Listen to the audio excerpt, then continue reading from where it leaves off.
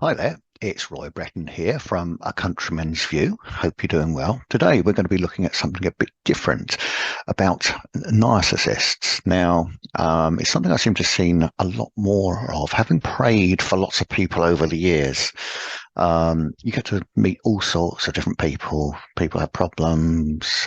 People come from all different walks of life, different backgrounds. So something that I probably hadn't heard of until about, I don't know, 10 years ago or something, but it seems to me almost to be on the increase. Let me share my screen with you. Bear with me one second. So let's click on there. Okay, so up here I have the title on the thumbnail, Narcissists, a Christian View. And here there's a picture of a lady, which is kind of like almost like a classic pose, what the narcissistic person will do. And that's talking about self, taking a picture of their self. Now, I'm not saying it's wrong to take a picture of yourself, but it's not, when it's continuous, it's not clever. Now, narcissistic behavior is actually down now as a mental disorder, so it is actually quite serious. And I don't know if it's something I'm sure it's probably always been around, to be fair, but maybe it's more noticeable with smartphones and technology. I don't know. Or maybe it's just as we get older, we meet more and more people and come across all different sorts of people. But I've often thought about the Pharisees, and in Matthew 9:10-12, we'll have a quick look at that. And it says, "Now it happened, as Jesus sat at the table in the house, that behold, many tax collectors and sinners came and sat down with him and his disciples. And when the Pharisees saw it, they said to his disciples, 'Why does your teacher eat with tax collectors and sinners?'" Now, the reason I've shown this scripture is because the Pharisees were always sort of running down Jesus and always questioning everything. And to me, that's a classic sort of behavior issue of what a narcissist has or does. So let me go back, stop sharing now, and go back to the main screen. So I believe we're all created individuals, or we are. Jesus created us individually and all gave us a different personality. So we are all different, and we all have traits. We all have different things which make us a bit more quirky from the person next to us, and a bit different, which is great. But sometimes we have to change things, and we have to go by what the word says. And when I see Christians, and sadly I have seen Christians with this narcissistic disorder, and it seems to be a difficult thing to be able to change. And I think one of the problems is, like with an alcoholic, they say half the problem is getting an alcoholic off alcohol. Is if they admit to the problem, then you're well on the way to getting them right. But if they don't admit to it, then you're fighting a losing battle. And I think that's a bit like that with the narcissistic personality disorder. The people, I don't know if they really understand they have it. I think probably not. So let's have a look at a few of the traits. So I've got some notes on my other monitor, so if you wonder why I keep looking across, that's why. So one of them is the sense of self-importance. It's all about me. So the narcissist doesn't really take into account anyone else. It's all about them. Whereas Jesus told us to love our neighbours and put others first, and that's kind of just the opposite to this narcissistic behaviour. And then the next point is preoccupation with power, beauty, or success. I showed you the thumbnail earlier, and it showed a lady taking a picture of herself, and this to me is a classic sort of behavior of the narcissist and what they do. It's all about them.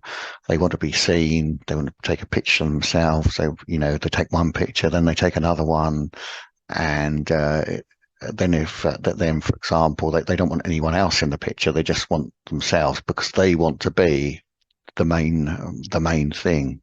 So it's far from biblical behavior.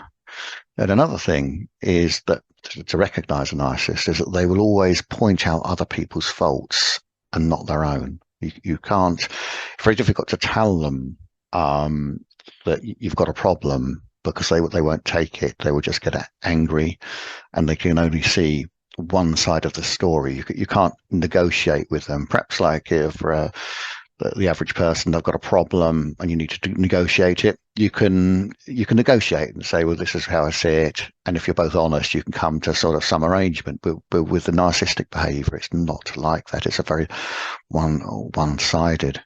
And then there's the entitlements they have. They just think they're kind of entitled, and perhaps if you're queuing or something, they see no reason why they have to queue. Why can't they be first? Why can't they jump the queue? Whatever. I know different countries have different ways about queuing.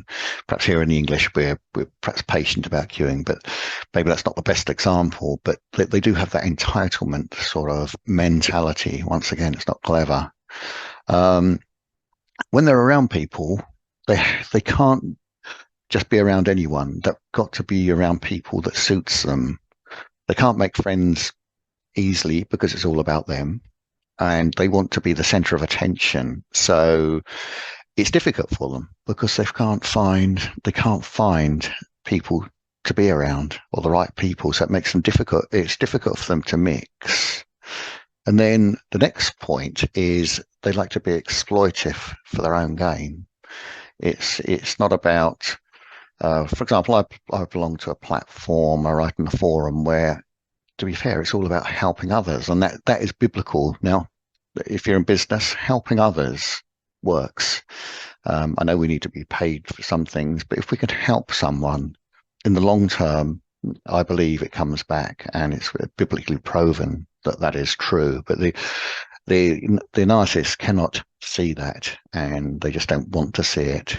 So the next point I have is lack of empathy, the ability not to sense other people's emotions, or being very one-sided. So if someone's upset about something, they can't see it.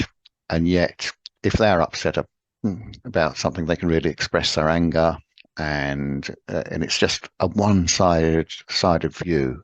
They're not interested in anyone else. It's just about them. So more behaviour that's, I'm afraid, doesn't line up with what Christianity is.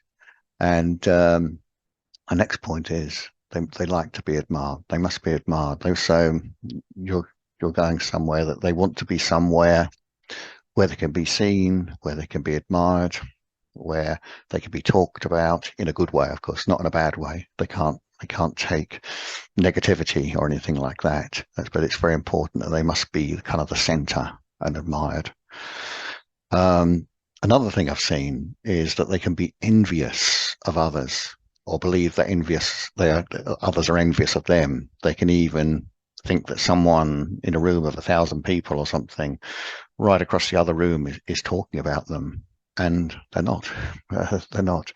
And as a Christian, we don't need to worry about what other people are saying anyway. We know who we are in Christ, and but for the narcissistic person, they can sort of be very, very envious, and it's not clever at all.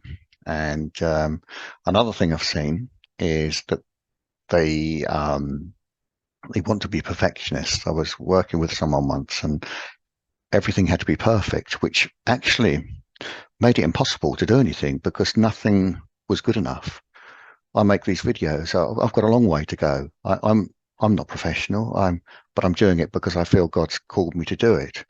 And they're not fancy videos, but it's just me trying to kind of promote the gospel, really. But hopefully, with time, that things improve. And because what happens with the perfectionist, because it's never good enough, they end up doing nothing. So if you're in business and you're trying to start a business, you can't start because it's not good enough. So it's difficult, and I won't, if I find that someone's like this, I won't work with them, because you can't. And another thing I've found with narcissistic behavior is that people can be hypochondriacs. So they're always thinking about their illness, what's wrong with them, what they're going to get, looking up, Googling what the next day campaign might be, and so forth. And it just gets very much over the top. And I hate to think what it would be like to live with someone like that. It must be very difficult. And I don't think God's called us to walk with people like that.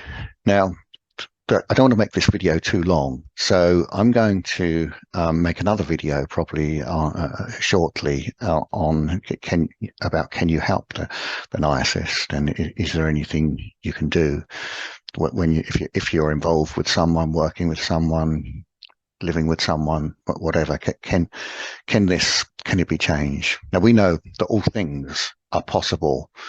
For those who believe in God, God can move mountains when we believe. If we have the faith to believe that we can move mountains. Sadly, I have discovered quite a few narcissists who are Christians, and I just don't really understand how the two go together.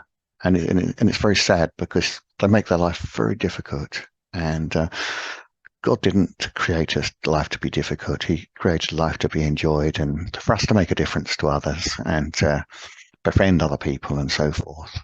So if you've got any comments on this, please feel free to comment. This video is slightly different from the normal videos I do, but I just came across something the other day and I thought perhaps this would be a good video to make. So anyway, I hope you have a great day, and I will catch you soon. Thank you very much for watching.